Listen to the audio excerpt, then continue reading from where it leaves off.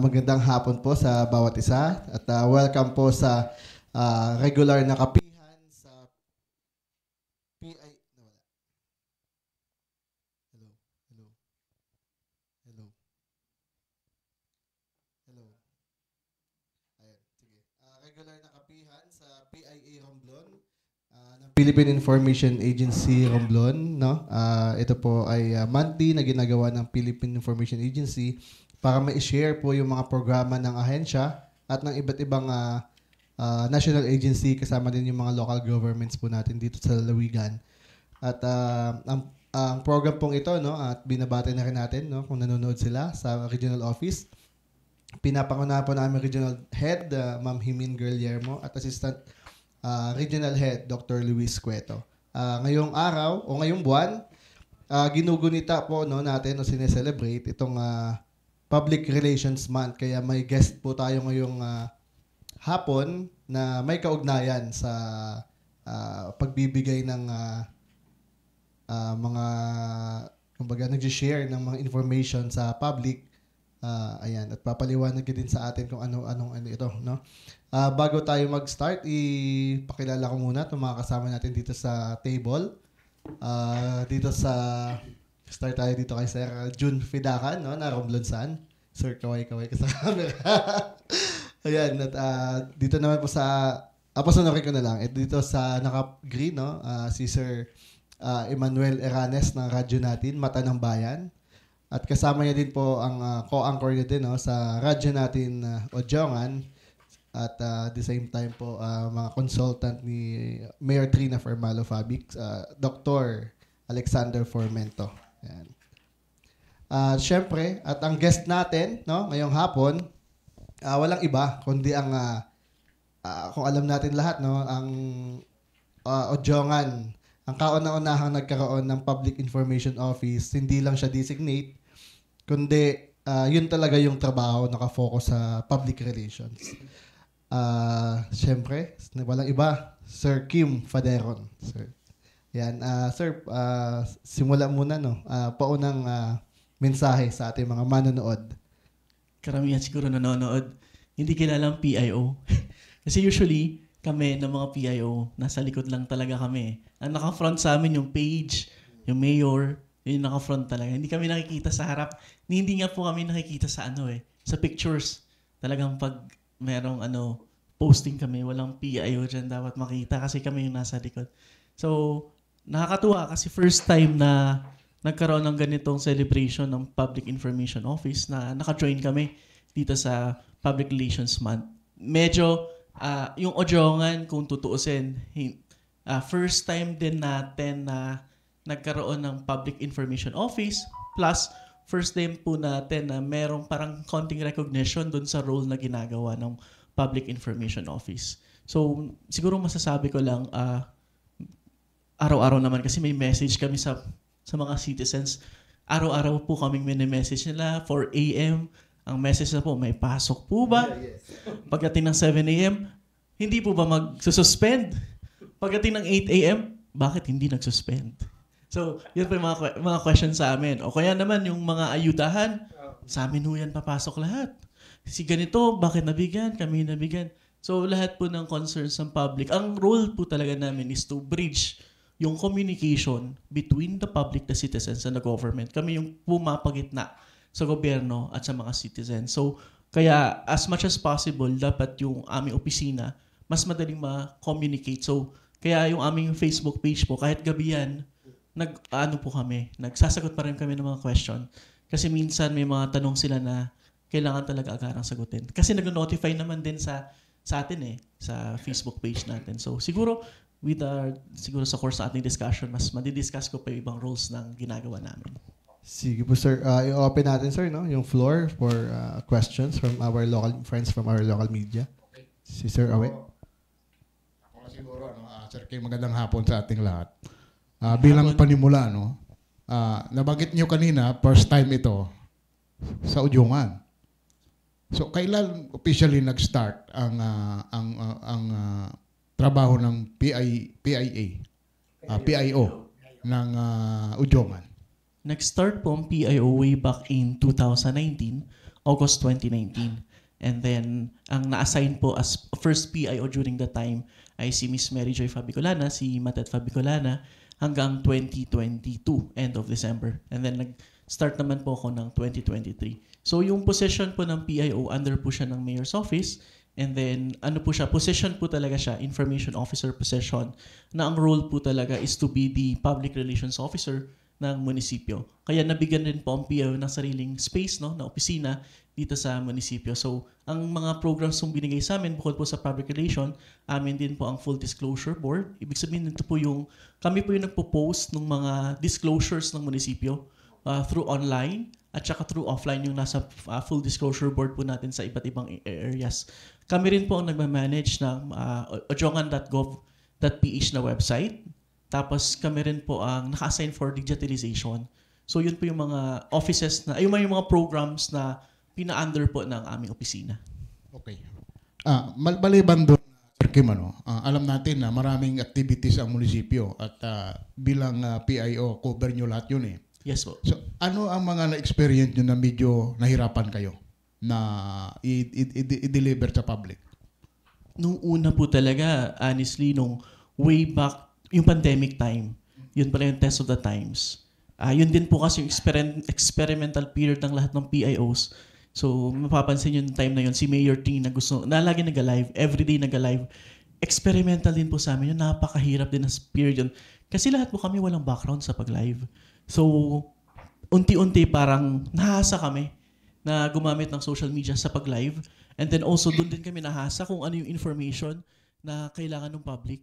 So, meron ba? Okay. Yung kailangan ng public. So, hindi namin akalain na mas lalaki pa yung scope ng magiging work namin. Hanggang parang, okay, ganito pa talaga yung work namin. So, doon namin na-realize na, okay, kailangan pa namin siguro mas maibaba yung munisipyo. So, doon po namin trinay na magawa pa ng ibang communication ways. So, inopen po namin yung messenger ng Facebook. Pumasok po yung mga questions doon. Nag-open na rin po kami ng TikTok account, Instagram, YouTube. So sabi naman, sige, online, okay na tayo. So yung offline, nag-try ho kami. Alam niyo po yung souvenir program ng munisipyo pag fiesta. Hinawakan na ho namin yun para maging newsletter ng munisipyo. So through that po, may mga articles po doon si sir. Through that po, nagawa naman ho namin sa print. Tapos eventually, okay, pwede rin pala yan. Hanggang nasanay na ho kami, nag-request na rin ho kami na magkaroon ng po nito, itong space na to, para nga kung sakali ang munisipyo mangailangan ng mga tulad po nito, interviews, meron pong space. So hanggang nagulat na lang kami, ang dami na palang roles na nagagawa ng PIO at malaki na pala talaga yung yung importansya niya. Hanggang nakita na ho namin na yung ibang munisipyo may PIOs na rin. So, doon sa scope, alam natin na nabanggit nyo, medyo mahirap nga sa simula. Sa first year ninyo ng implementations, gaano kalaki, ilang percent sa tingin ninyo ang na-cover ninyo sa pagpapaabot ng mga impormasyon sa ating mga kababayan? Hindi lang udyongan yan, siyempre. Dahil online kadalasan. Nung first year po, 2019 ito, kukonti pa lang po nun ang likes pa lang namin ata nun, umabot lang siguro ng mga 2,000 persons. Pero yung reach namin nun, malaki na. Kasi yung page ni Mayor Tina, marami ng followings. Ang ginagawa kasi namin, sinishare namin yung post ng PIO sa page ni Mayor para lumaki.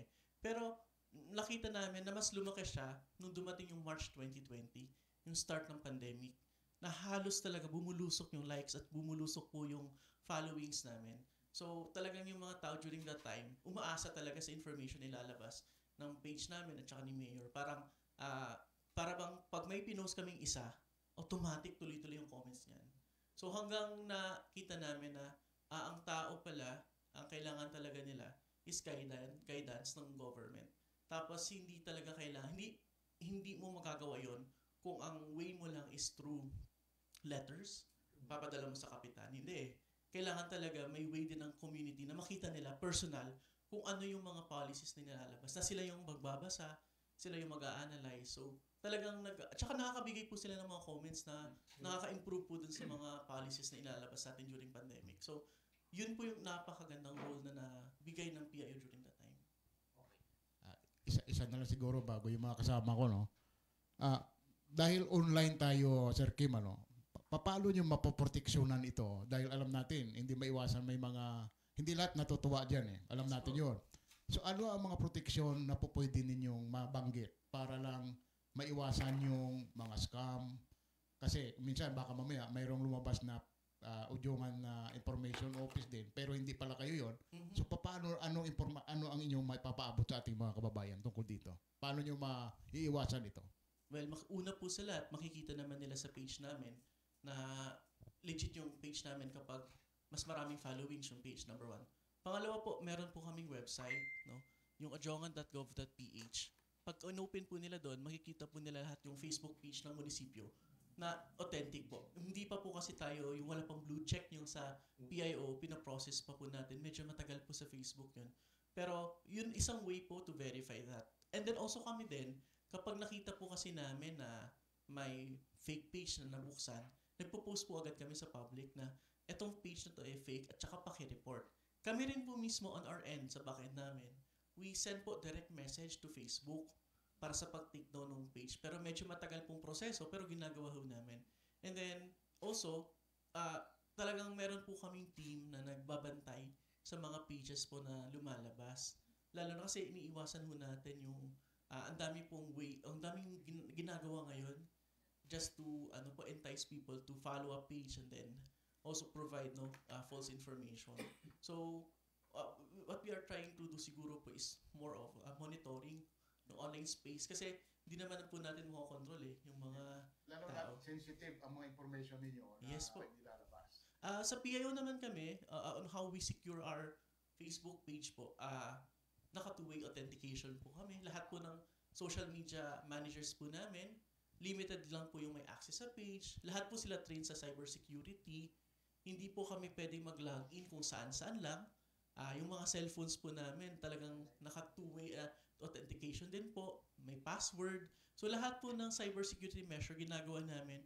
Kasi kapag kami na po yung nahack, talagang kumbaga malaking problema na po yun. So lalo na po today, may issues ng hacking ang ABS-CBN, GMA, yung kanilang Twitter na hack. So medyo nag-i-improve po yung skills ng mga hackers.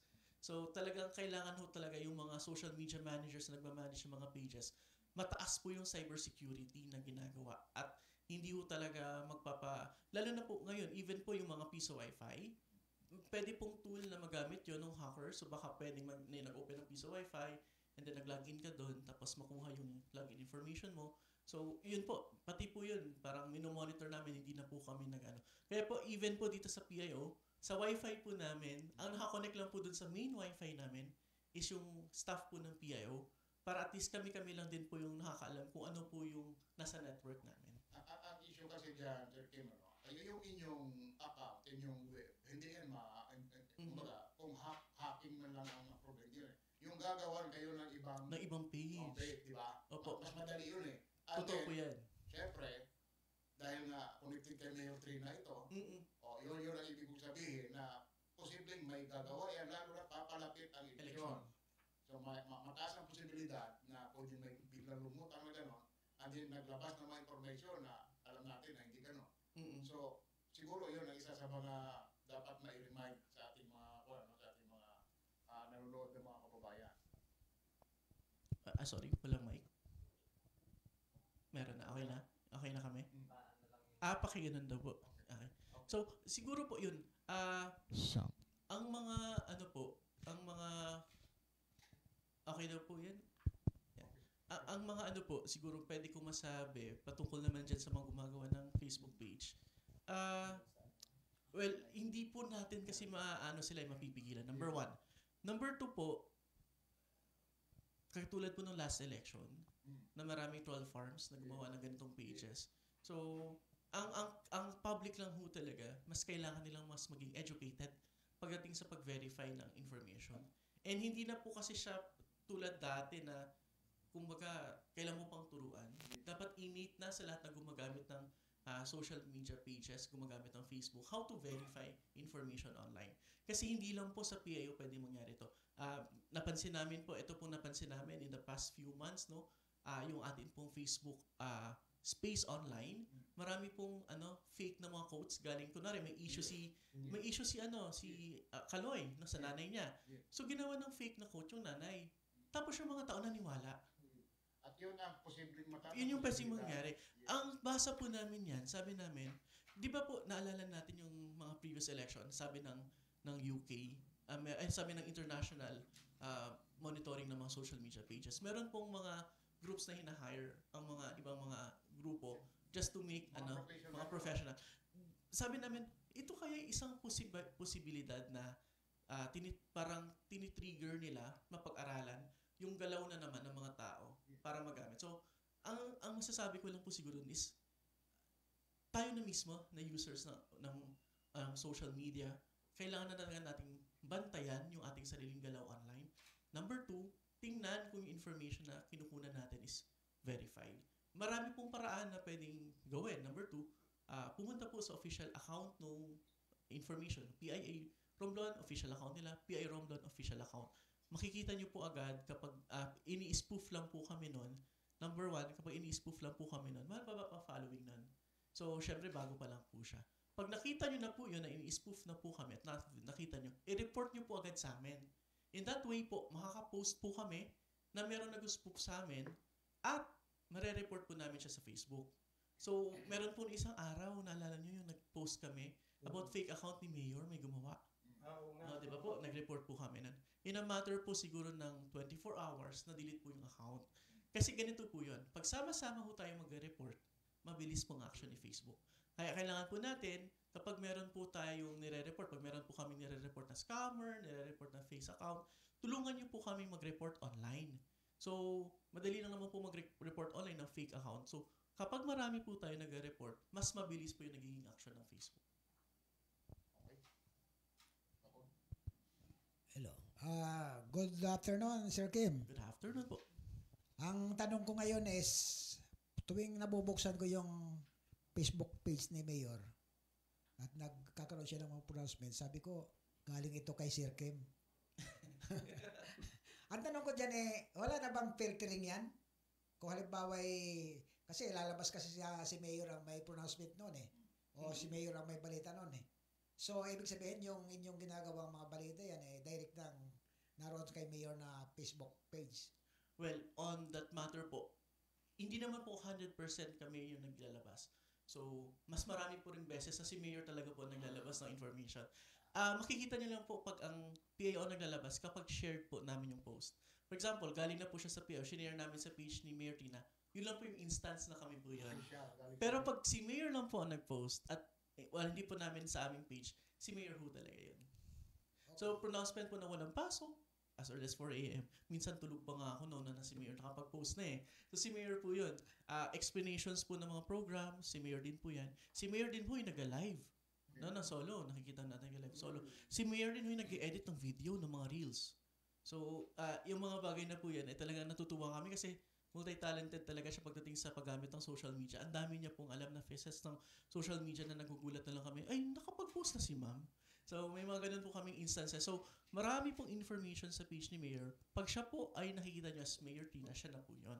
Pero kapag nakikita niyo po shared post from PIO, shared post from other pages ng munisipyo, kami na po yun. Okay. Yung bang post ni Mayor ay automatic nakashare sa inyo kaagad?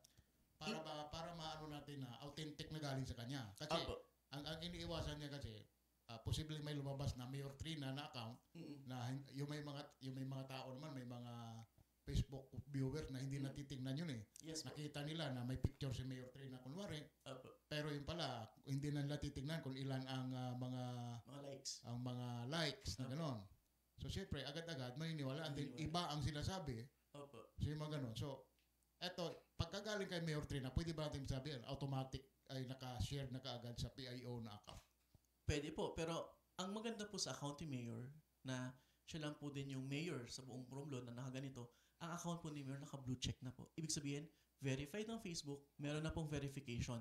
So kung paano po malaman kung galing kay Mayor, makikita niyo po, Trina Fermalo Fabic, sa tabi po nun may blue check. Ibig sabihin, verified account. So yun ang dapat tingnan ng mga viewers. So, kasi napaka-importante nun. Opo. Once na walang check, ibig sabihin, magduda ka na. Opo. Ayun yun. kasi normally mga official pronouncement ang lalabas doon eh. Yes po. At dahil nga may mga kumbaga may mga hindi natutuwa doon, pwedeng gawin 'yon. At the same time, palabasin na si Mayor Trina siya, and then iba ang pronouncement na sinasabi. Siyempre, sa unang putok noon, masama ang magiging dating noon sa mga tao eh. Totoo po yan. Diba? So, yun ang pinaka-importanting impormasyon dito. Pagka gusto nyo ma-verify na kay Mayor Trina galing, may blue check. Yes po. Yeah. Actually, may nakakatawa ang sinend sa akin kagabi. Hindi pala kagabi. Kaninang morning, kaninang umaga. May isang screenshot na ginawa yung mga estudyante sa isang school. Nagpo-pronounce si Mayor as walang pasok. Inedit nila online yung text. Sabi ko, ba't yung ginagawa yan? So, pagkatuwaan lang daw. Sabi ko, naku, pag kumalat yan, iisipin ng tao, totoo yan. Hindi talaga papasok mga batang yan. Yun pa po yung isang problema natin. Even if may blue check po yung account ni Mayor, kapag in-screenshot po yun, at nakita po doon, in-edit po yung text, mag-a-appear pa rin po as authentic. So, ang gagawin pa rin po ninyo, pag meron po kayo na-receive na screenshot ng isang account, double check po, balikan po yung account. So, pinost ba talaga? Baka naman, in-edit lang. So, isa po yan sa babantayan din po. Kapag yung mga screenshots or shared pictures sa inyo, i-double check agad po papunta po dun sa main page para hindi po kayo mabiktima ng fake news. Kasi ang purpose nun, siraan si Mayor eh.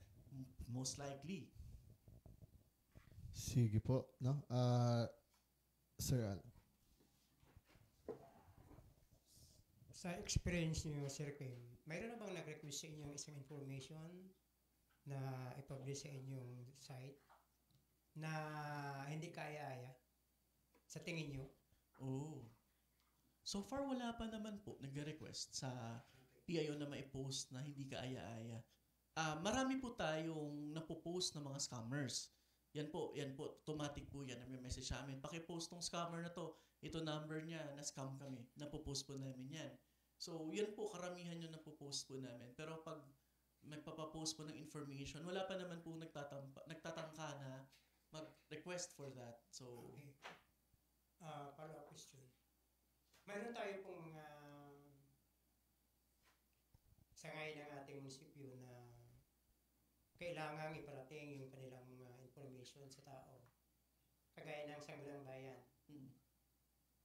Kino-cover niyo po ba lahat na mga approved ordinance at pina-publish po ninyo yung public ordinance na na-approve ng Sangguniang Bayan? ganito po yan. Dito po sa Ojongan, ang ginawa po natin just to make information flow freely po. Lahat po ng mga departments na may mga frontline services ay meron pong sariling social media accounts. Okay. So si Sangguniang Bayan po, meron po silang social media manager na ang role po talaga nila mag-post po ng schedules ng public hearing, mag-post ng mga na-approve na ordinansa, mag-publish po nito. So nandun po yun sa Sangguniang Bayan ng Ojongan Facebook page na kapag nag-post po sila, nag-message po sa amin, sinishare po namin yung mga ano po nila, activities. Okay. Kasi napapansin ko kasi, Sir Kim, na mas binubuksan ng tao yung inyong Page. page. Mhm. Ako mismo, hindi ako nakakabukas ng page ng Sangguniang Bayan. Mm-mm. Kaya, for further dissemination siguro ng information, dahil ito'y mahalaga, yung mga bago kasing approved na ordinance, ay kailangan maibarating sa mga tao para Mhm. alam nila. Mm-mm. So that, in one way or another, yung implementation natin, ay mapapabuti. Yes po. Ah. Kami po, ang role po namin, nakikita po namin dun sa mga ordinance ginagawa. Nakalagay po doon ang PIO naka-assign sa IEC. Kaya mapapansin niyo po, meron po kaming mga IECs minsan na about local ordinances. Ang ginagawa po kasi namin, ang napansin kasi namin, kapag pinost po namin yung isang ordinance ng isahan, hindi ho talaga nakukuha agad. Ang ginagawa namin, tina-chop-chop po namin yung information, tapos ginagawan po namin ng social media calendar. So ngayon po, for example, ang naka-line up po ngayon is yung sa wearing of helmet. Uulitin na naman po siya na ipopost po namin ng tuloy-tuloy ng isang buwan, everyday, iba-ibang information. Tina-chop-chop po namin siya para hindi po, ang tawag po nun sa iba, information overload. Tapos hindi po namin, ang tao kasi parang tinitingnan namin, ano ba yung nakaka-trigger sa tao? Kapag pinost kasi namin ng mga, eto, violation mo, violation. Yung tao hindi talaga, kumbaga nilalampasan lang eh. Kumbaga, ay, alam na rin namin violation yan. Pero bigyan nyo siya ng sitwasyon ng tao. Parang, ang ilagay namin doon, parang, true to life na story na, okay, may nahirapang, kunwari, numbers ng ilang na aksidente na namatay ng cause ay accident na walang helmet. So yun po, nag-trigger sa kanilang paisip, teka lang, oo nga, no? Kasi, kumbaga, affected na siya eventually doon. So, yun po yung hinahanap namin. Medyo, ang tawag nga po namin doon, ang Public Information Office, hindi ka lang talaga nag-share ng information eh. Hinahanap mo din kung paano yung community makaka-relate doon sa information na ilalabas. Kasi hindi rin nila maintindihan kung ang ilalabas lang namin na information, lalo na po kapag ang ordinance, yung iba po kasi nilalabas ang yung ordinance mismo, ipapaskill, tapos yun na bahala ng community magbasa. Minsan ho talaga may mga technical terms doon sa ordinances na hindi maintindihan. Pinapababa pa ho namin yun. Minsan nga nagpapatulong pa kami mag-translate into ASCII, di ba po? Minsan. So, yun po yung challenge ho talaga ng mga IECs natin. Hindi lang siguro sa amin, kundi sa buong Pilipinas na ang mga IECs talaga kailangan mas naiintindihan ng tao. Yun ang maganda doon kasi napansin ko yun ang maganda doon kasi kung ipapublish mo lang in toto yung isang ordinance, sinimaintindihan tao yan. So, mas maganda po yung ginagawa niyo, Sir Kim, na pinapaliwanag niyo in language na naintindihan. Opo. Thank you po. Okay po. Sige po.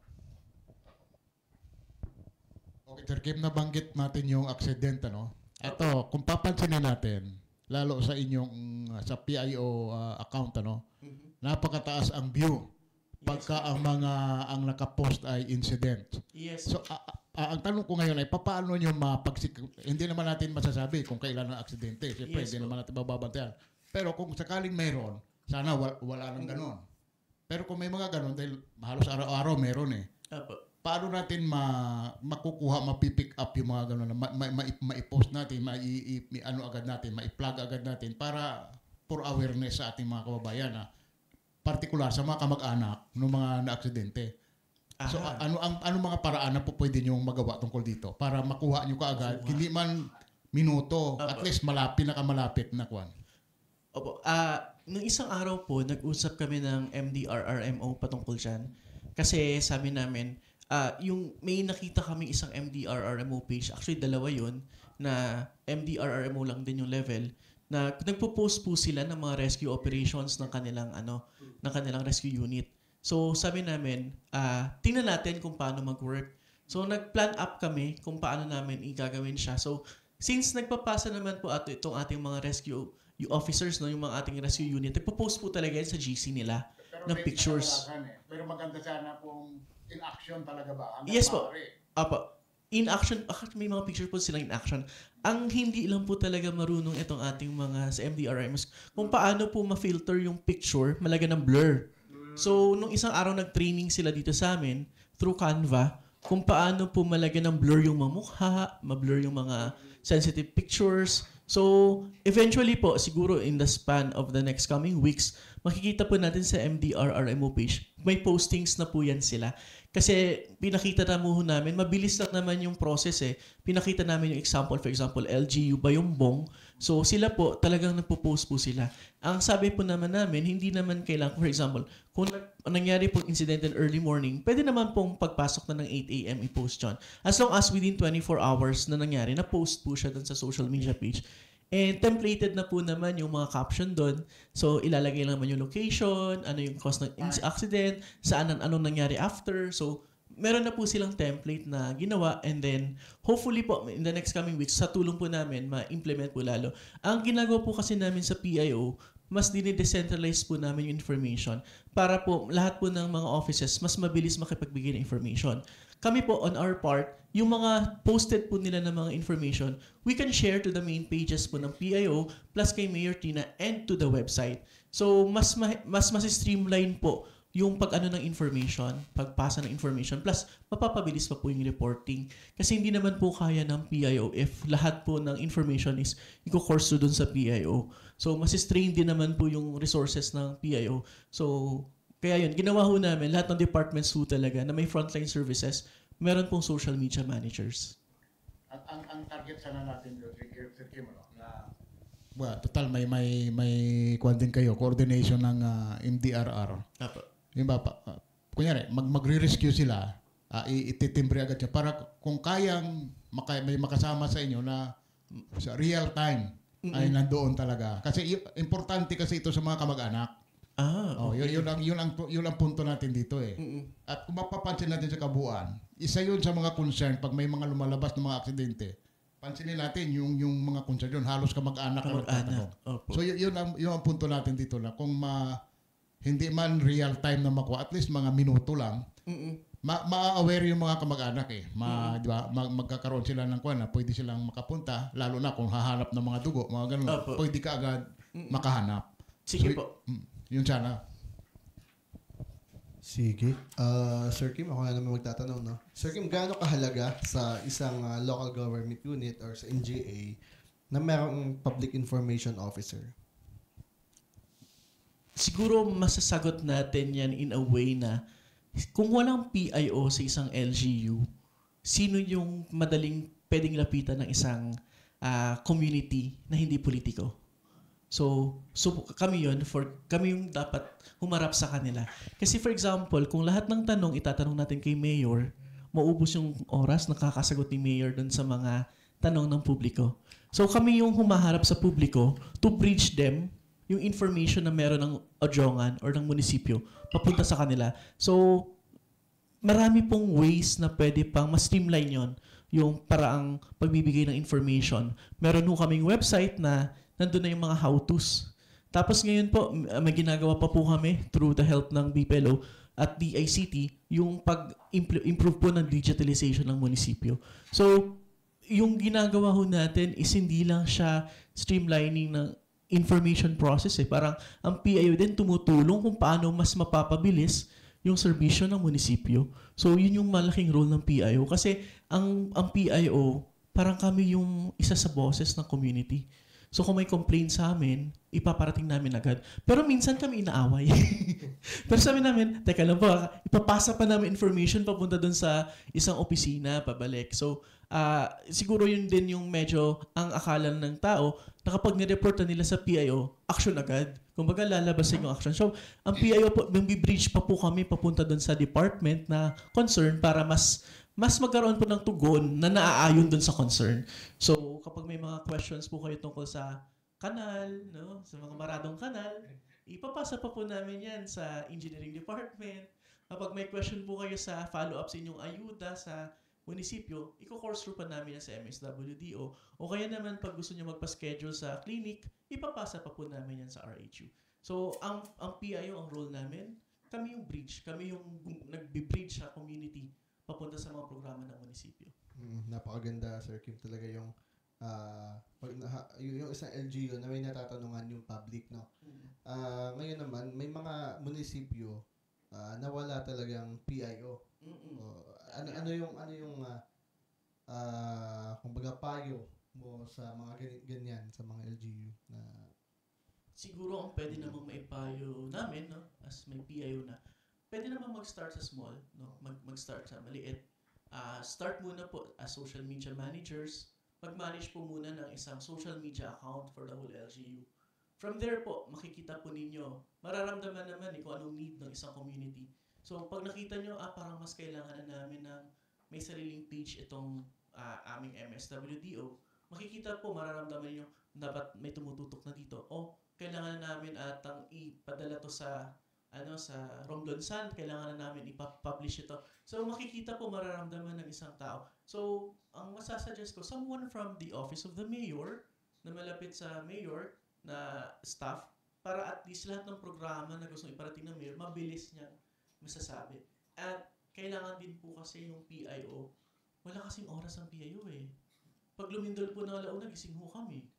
Tatakbo sa MDRRMO. Pag bumagyo, nasa MDRRMO din kami, hindi rin kami aalis po doon. So, ang challenge talaga sa mag-take ng role, yung handa siya na wala talagang oras yung trabaho. Any time of the week, any time of the day, kailangan ng duty, mag-duty ka talaga. Isa pa siguro, Sir Kim, may lagdag ko na lang. Yung communication sa iba-ibang lugar. Kasi kadalasan yung iba-ibang munisipyo, mga malalayong probinsya, lalo gusto nilang kumuha ng official communication statement sa particular na bayan, in this case sa Udyungan. So, dahil siyempre, wala naman silang direct contact agad-agad kay Mayor, hindi naman ganun yan eh. So, pwede ba natin sabihin na pwede nila iparating sa PIO? Anyway, official din naman ang magiging kwan ito, no? So, kung manggagaling ang announcement kay Mayor, pwedeng kayo ang magsabi sa kanila na, hold on, papaabot natin. Or kung mayroon ng dating announcement, at kailangan lang nilang makuha kung ano yun, so pwedeng sa inyo i-course-through yung mensahe para makuha nila. Apo, tama po yun. Isa sa role ng PIO is mag-release ng public release, ng PR. So, isang trabaho yun na siguro din medyo may critical din yun. Kasi technical po yung pagsusulat ng isang press release. And then also, maraming proseso ng pagpapa-approve. Pero yung pagtanggap ng information, tama po kayo na ang PIO din yung nagkukurso ng mga information na pumapasok galing sa labas. At yan po yung nangyayari ko talaga sa amin, sa PIO, na kami po yung nagiging tagasalo ng lahat ng inquiries ng mga ibang ahensya ng pamahalaan at ibang mga private individual. In generic po yung mga question or minsan po they're requesting for mayor's presence. Lahat po minsan dumadaan sa PIO. For one reason po, kapag ginugol po daw kasi yung Municipal Government of Bojongan, ang lumalabas po, PIO page po daw. So ang nakikita nila doon, email po namin, number po namin. Kaya pumapasok po talaga sa email namin. So ang ginagawa po namin after na ma-receive po namin, ini-endorse na po namin agad yan papunta sa mga offices. Or kapag meron pong mga request for public release, nag-draft na po kami para makita po ni Mayor yung PR. Mahalaga ang papel. At hindi na siguro natin kailangan sabihin i-institutionalize. Ano na yan eh? Part na yan ng LGU ang mga PIO eh. Yes po. Di ba? It's a matter of implementation na lang. Actually, yun yung sunod ko itatanong eh. Kung institutionalized na ba yung department ng Public Information Office sa Udyungan? Yes po. Institutionalized na siya sa munisipyo. The only po dito sa, kasi ito po common naman po ito anywhere in the cities at saka municipalities sa Pilipinas. Nakalagay po kasi sa local government code, the position of the PIO is coterminous. Kasama po ng city administrator at city legal office. So, coterminous position siya. So, for example, Mayor Tina, last term as mayor, last term rin po as PIO. Ganun po yun. Okay. Pero sa inyong sakwan mo, Sir Kim, sa opinion mo, dapat bang maging ang mga tao sa kwan ay maisama na sa kwan? Tawag dito sa plantilla positions. Ngayon po siguro mas kailangan na. Kasi siguro noon po na ang way po lang kasi ng PIO is parang spokespersons po lang siya ng mayor eh. Doon nung time na yon. Ngayon, in our generation po si ngayon, ang PIO hindi lang po siya spokesperson eh.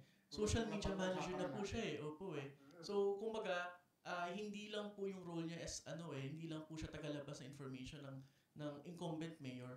So, nagiging na rin po siya, social media manager ng buong LGU. As aside from that, nabigay na rin ang role ng DICT. Sila na rin po yung nagmamanage ng website. So, kung palagi po nagpapalit ng PIO, yung training po on this matters po, paulit-ulit din po siya. So, sa tingin ko, pwede naman po din High time. Apo. High time na dapat Yes po. Or pwede pong mag-retain ng spokesperson for the mayor kung kailangan mo talaga na may specific person to do spokesperson position for the mayor, ihiwalay na po yung PIO office na ang role naman po is for the municipio. General information. Yes po. Yun, tama. So siguro, ang pwede ba panawagan natin? Siguro may papanawagan natin sa ating mga legislators, particular sa Sangguniang Bayan, Tama. siguro bigyan na rin ng panahon na ilagay na plantilla positions ang nagmamanage ng ating PIO.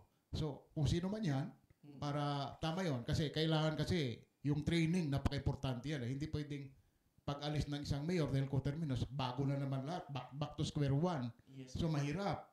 So, napaka-importante yung communication ngayon eh. So, kung hindi man ngayon magawa, at least sana siguro ASAP na mailagay na. Kasi mas ganado naman magtrabaho ang mga tao kung, di ba, may security rin naman. Yes. Diba? So, yan siguro yung ating panawagan. Parang siguro katulad po ng PIA, PIA is ganun din eh. Tuloy-tuloy eh. Even if new administration, tuloy-tuloy. Nagpapalit din kayo. Tuloy-tuloy pa rin. Sir Ken, sa tingin mo ba, katanungan ko ba? Sa tingin mo ba, sapat na yung mga pangangailangan dito sa opisina para magampanan nyo ng gusto yung inyong tungkulin? Ay, isa po yan sa pinaka-blessing ng PIO. So, napaka-supportive po ni Mayor sa program kasi pet project po talaga niya ang PIO. So, Sana all. nabigay po ni Mayor talaga lahat po ng support na kailangan po namin. Kaya nga po ngayon, nakaka-live po kami. May sarili pong live streaming team ang Ojongan. Hindi na po namin kailangan mag-hire pa ng mga equipments. So may sariling in-house pong equipment ang Ojongan for live streaming. May sarili po tayong videographer na nag-edit ng video. May sarili po tayong graphic designers na nag-layout po ng mga graphics ng Ojongan. May sarili po tayong taga-sulat ng mga PRs ng Ojongan. So malaki po yung role na ginagampanan ng PIO. Plus, may sarili po kaming IT na nakafocus po sa website. So, kung sa tao po, kompleto po. Kung sa equipment po, sobrang kompleto naman po. Pati po opisina.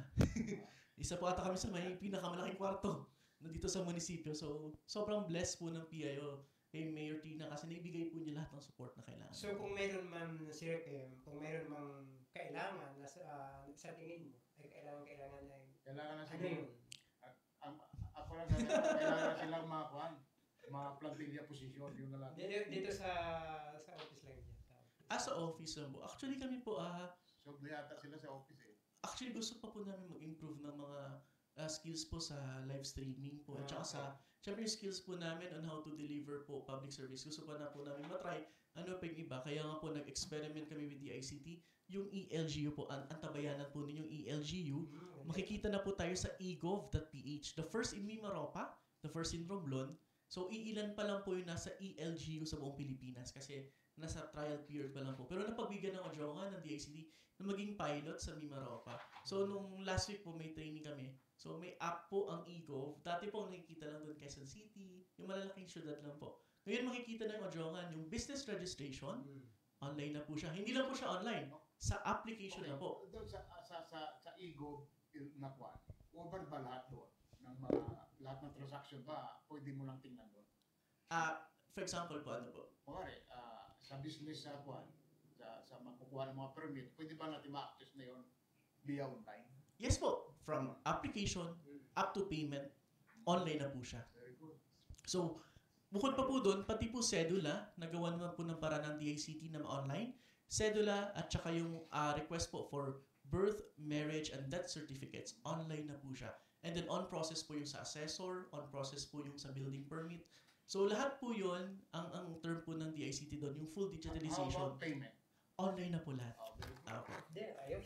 So, yan po nag-trial na po kami last week at napakagaling itong mga kasama natin sa LGU na ang bilis po nilang ma-code kasi kino-code po yun, yung mga computation, nilalagyan po ng formula. Ang bilis po nilang magawa yung formulas. In a span po ng 1 day nga lang po.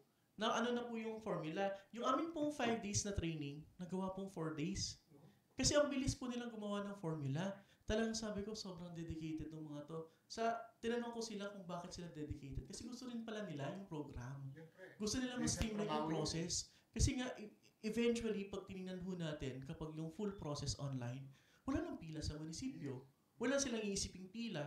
Tapos lahat, kunwari meron sila nakita, ay, parang mali yung attachment mo, mag-remark sila doon, please resend. Automatic po mag-send doon sa tao, sa text po. Hindi nag-process yung request mo kasi kulang kasi ganito. So, effortless po, mag-re-upload ka na lang din.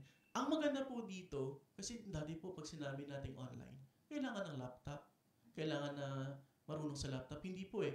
Yung ginawa po ng DICT na digitalization ngayon, application na po siya. So, meron pong app para po lang siyang Facebook. Da-download lang po nila yung eGov.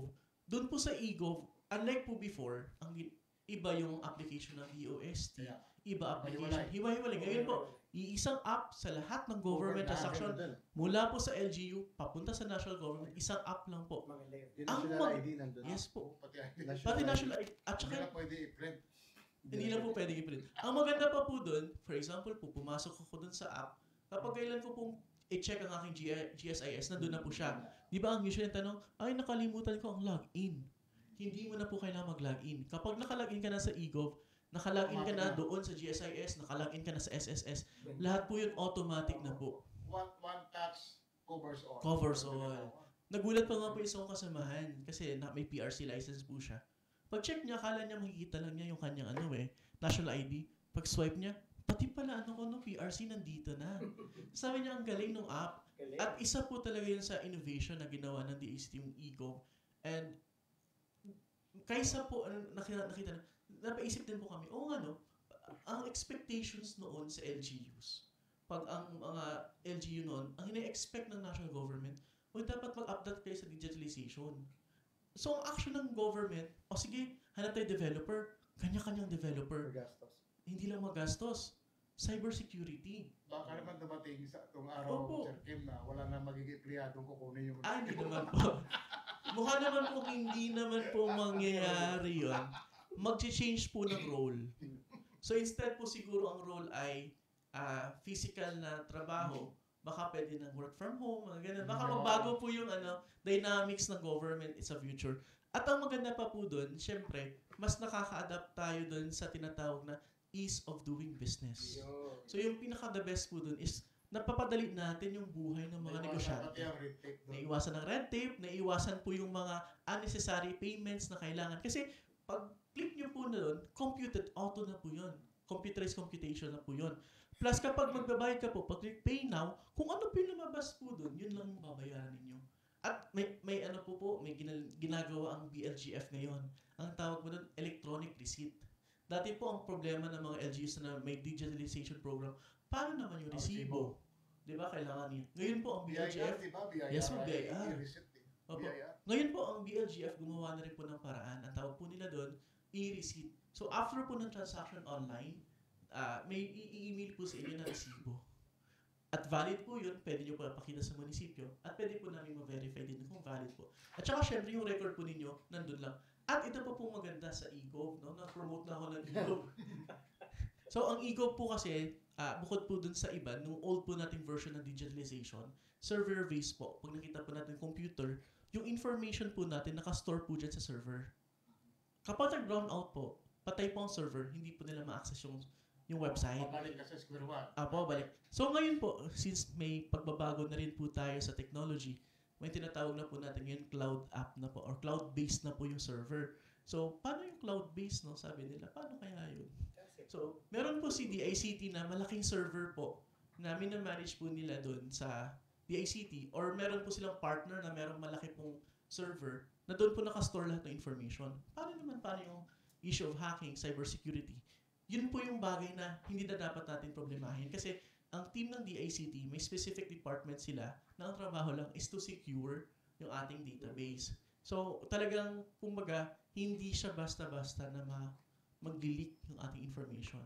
Yung bang ating mga kababayan, Sir Kim, pwedeng, kunyari, pag hindi sila marunong mag-access, pwede bang padaanin sa inyo sa PIO? Yes po, yan po aming plano sa eGov. Kapag meron na po na full na po natin implementation ng eGov, magkakaroon po tayo ng tao sa lobby na meron po siya dong either tablet or laptop na ang trabaho niya po is to accept application ng kahit anong transaction na kanyang gawin. Okay. So, para po siyang katulad ngayon yung sa GSIS dati na GWAPS. So, parang ganun po yung mangyayari na may tao pong tumutulong. So, kung gusto nila mag-apply for business permit, nandun po, tutulong. Hindi na po nila kailangang pumunta pa dun sa office ng BPLO. So, ang mangyayari lang po, magtutunog dun sa BPLO, kling, kling, kling, may lalabas sa screen nila. May nag-apply ng permit. At i-assess po nila. Ay, okay na to, endorse ko na sa MPDC. I-click na endorse to MPDC, tutunog sa MPDC, kikita na MPDC. So, mabilis po yun, yung process. So, yung tao, pwede na, ay ma'am, uwi na kayo ha. Ito yung transaction code ninyo. Check nyo na lang dito sa website. Input nyo yung transaction code na yan. Tingnan nyo kung okay na ba yung inyong permit. So, yun po yung maganda doon. Plus, nag-message pa po siya sa inyo sa text. So, mag-text po yung yung system na, ay, nandito na. Nasa planning department na yung papel mo. Nasa treasurer. Bumalik ka na daw, magbayad ka na. Pwede ka magbayad online o magbayad ka sa treasurer's office. So, yun yung ways na may tutulong nun. So, isa po yan sa mga roles ng PIO, yung tawag po natin streamlining. So, ibig sabihin, Sir Kim, kailangan pumunta pa rito o pwedeng sa bahay na ako pag-transact? Pwede na pong sa bahay, full implementation po yan. Lahat po. Ano yun, direct sa mga department na? Direct na po yun sa mga department. I-search mo lang siya doon sa GWA, sa G-Apps na yun. Kung anong kailangan mo doon. Yes po. Mag-install lang po ng eGov, no? eGov PH na available na po yan online. Hindi pa lang po ang Odyoan naka-full launch kasi inaantay po natin ang approval ng DICT dun sa ating pong application. So hopefully ma-approve po tayo this October para pagka-October, di full implementation na po tayo, lahat po ng ating transaction, e-cedula, birth certificate registration, death certificate registration, at saka marriage, online na po yan, plus po yung ating business permit. So, meron lang pong process sa business permit na hiwalay, no? Baka po magtaka sila, bakit sinabi na full online pero ba't ito required? Katulad po siguro ng building permit. Kasi hiwalay po talaga yung building permit sa business permit. So bago po kayo mag-apply for business permit, dapat kompleto na po kayo sa building permit.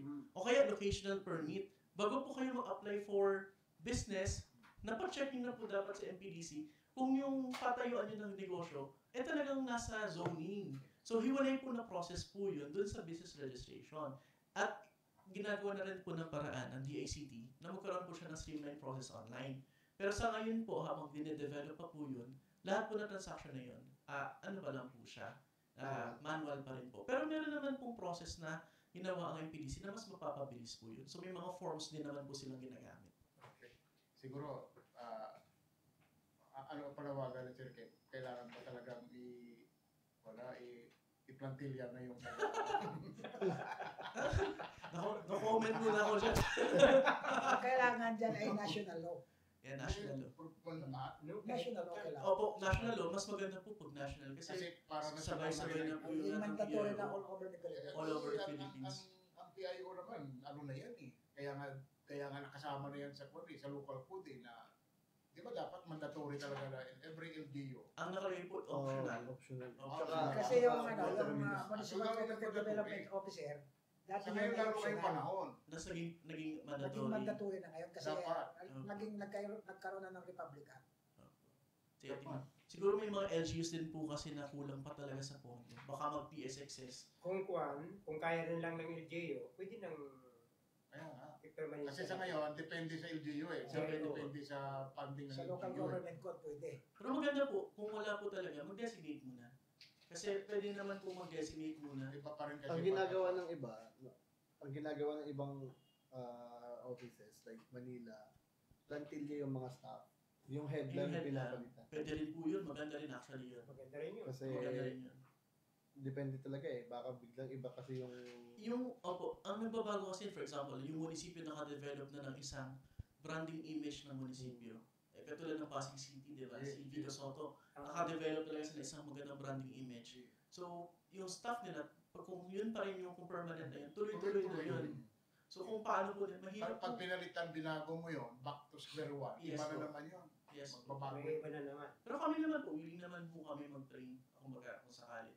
We're really willing to provide all the support po. Actually, nagbibigay din po kami ng training sa kapwa PIO.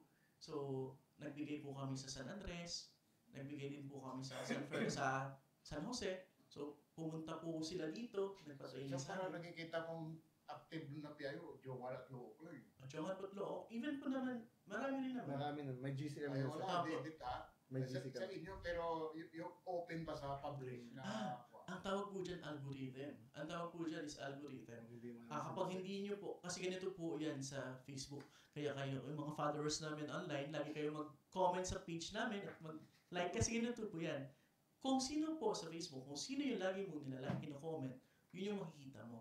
Kaya magkaiba po nakikita ni Sir Paul, nakikita ni Sir Awe, magkaiba po tayo na nakikita sa Facebook. Kung saan po tayo lagi nag-i-interact, doon na doon po sa'yo eh. yung push po sa inyo. So, for example po ako, fina-follow ko yung ibang PIOs, nakikita ko po sila. Ang ipipid sa'yo, puro PIO. Yes po, ganun po yun. So, importante po doon sa mga followers po namin. I-follow po at i-like po lagi, i-share po ninyo para lagi yung ano namin, yung aming mga posts, lagi ninyong makita. So, yun pa po, medyo sa technical end po ng social media management, may tinatawag pong algorithm, may tinatawag pa pong, ano pa nga po yung iba? Pagkain ng tinanong. Interactions. Actually, nangyari din yan sa akin no, nung isang Martes ata kasi di ba may malakas yung ulan. Pagpatak ng 5 a.m., puro MDRR yung nasa top post. So maganda talaga yung algorithm na gano'n. Ako may isang pagkatarungan ako, Sir Kim. Wala ba dito sa'yo, nag-request na gusto niya mag-press release dito sa iyong studio mo? Dito magpe-press release po. Mag-program sa Dito, PIA lang sa PI lang, government lang din po na-approve natin so far. Hindi Wala naman po. Ito Wala studio naman. mo eh. government to government. siguro. Actually, itong studio naman po movable eh. Actually, iba sa Buluwagan po tayo. Ito po, dala po namin ang equipment. Pit-pit po namin yan. Actually, kung saan merong internet, pwede po tayo mag-live.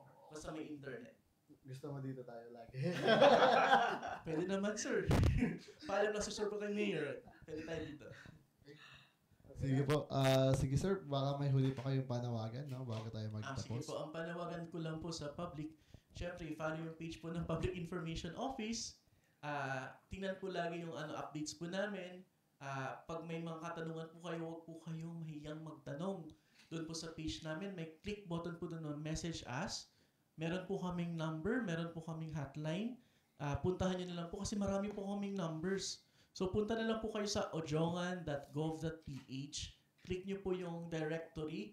Lahat po ng numbers ng munisipyo nandun po para matawagan nyo po direkta yung mga opisina dito sa munisipyo. Plus, sundan nyo po yung page ni Mayor Tina at i-follow nyo po rin yung ibang pages ng munisipyo na nandun po sa website namin. Ang importansya po ng information sa public is malaki. Kung ang public po ay walang hawak na information, mahihirapan din po kayo magdesisyon kung ano po yung inyong next step na gagawin. So, information is really powerful to provide the people the right actions to be taken. So, kung wala pa po tayong sapat na information on our next steps, magtanong po. Marami pong paraan para magtanong po sa government. Hindi lang po sa PIO, marami pa pong agencies sa Ojongan, national government agencies na may mga pages po. May sarili-sarili pong information officers. If meron po kayong tanong sa kanila, magtanong po para po malinawan at hindi po ma-aksaya po yung oras po ninyo sa pagpunta. Pagpunta nyo, parang hindi pa ako ready para dito sa programang ito. At lastly po, kailangan nyo pong i-share sa tao yung inyo pong alam. So, hindi po pwedeng kayo lang yung may alam. Kailangan po din lahat na nakapalibot sa atin, alam kung ano yung meron sa programa ng gobyerno. Para lahat po tayo, makinabang kung ano man yung nilalabas sa ating pamahalaan. Maraming salamat po. Yan, maraming salamat Sir Kim, no, sa oras na binigay niyo po sa amin, no, at pagkup-kup sa amin ngayong hapon, no. Para kami rin last month, di ba, August? Sa Last Buluwagan year. tayo. Hindi, yung last month lang, nakita ko August. Okay, yung sa DOH, attest oo. na. Sabi ko parang, okay, second month. So, siguro sa October. Baka sa October sir yung Oh. launching ng mo. Igo. Igo ba? Opo, pwede po tayo, maganda yun. Sige po. Sige. Ayun, at dun lang, no. May mga mensahe pa ba kayo siguro? Wala na? May tanong pa? Wala na, sige. So, sige, tapos doon na lang, no? Doon natatapos yung ating programa ngayong hapon. At next week, makakasama naman natin yung Department of Education, si Sir Kappa, sa kapihan sa PIA Romblon na naman. Okay, dun pala yung camera ko. At sige, hanggang doon lang po. Maraming salamat po sa bawat isa. Magandang hapon po.